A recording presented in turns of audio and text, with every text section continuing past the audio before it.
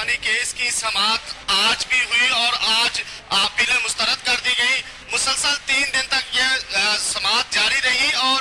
نظر ثانی کی اپیلیں دائر کی گئی تھی میاں محمد نواز شریف کے حوالے سے, ان کے بچوں کے حوالے سے اور اسحاق ڈار کے حوالے سے. اور مسلسل سپریم کورٹ کا جو لارجر بینچ ہے, 5 رکنی بینچ ہے, وہ اس کیس کی سماعت کر رہا تھا. ان اپیلوں پہ جو دلائل جاری تھے اور کل کہا بھی گیا تھا کہ خواجہ حارث کو کہ آپ اپنے دلائل مکمل کریں, اور کل انہوں نے اپنے دلائل مکمل کر لیے تھے اور آج اسحاق ڈار کے حوالے سے دلائل ہوئے تھے اور شیخ رشید نے بھی دلائل دیے تھے. تو آج فیصلہ محفوظ کر لیا گیا تھا اور عدالت کی طرف سے کہا گیا تھا کہ 11 بجے کے بعد جو ہے فیصلہ سنایا جائے گا. اور 11 بجے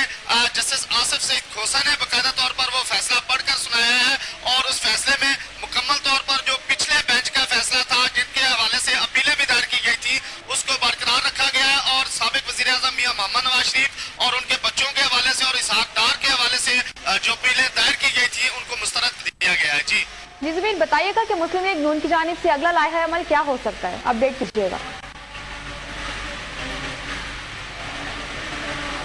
جی بالکل یہ سپریم کورٹ کے باہر جو ہے پاکستان مسلم لیگ نواز کے جو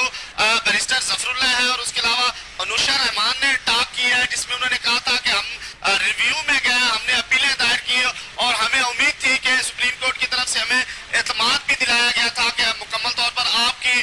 جو اپیلیں ہیں ان کی نظر ثانی کی جو اپیلیں ہیں ان پہ سماعت کریں گے اور ان کو دیکھیں گے. اور باقاعدہ ان کا کہنا تھا کہ ہم ریویو میں گئے, ہم نے اپیلیں دائر کی اور ان کو سپریم کورٹ نے دیکھا بھی, ہمیں انصاف کی بڑی امید تھی اور ہماری خواہش تھی کہ انصاف جو ہے وہ ہمیں ملے. لیکن ججز نے جو فیصلہ دیا ہے ان کا کہنا ہے کہ اب ہمیں وہ ماننا پڑے گا. ججز کی طرف سے فیصلہ آیا ہے کیونکہ ان کا کہنا ہے کہ ہمارے وکلا نے مکمل طور پر دلائل بھی دیے اور ان کی خواہش تھی کہ جس طرح